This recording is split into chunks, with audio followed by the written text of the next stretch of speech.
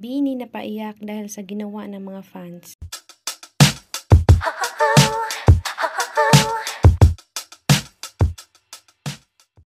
The latest update of Bini as they bloom wherever they go. Pagbungad pa lang ng Bini, di na mapigilan ang pagka-wow sa dami ng taong umattend sa kanilang 3rd year anniversary.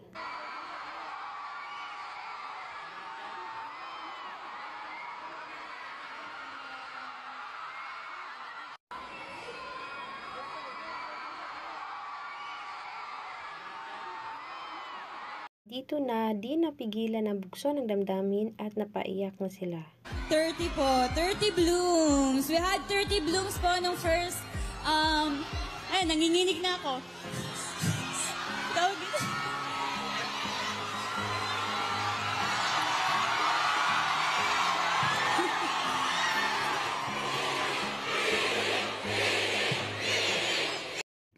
From first 30 blooms sa first anniversary and now sa 3rd year anniversary, thousands and more. Overwhelming ang suporta at success na natanggap ng Bini sa ngayon and they deserve it.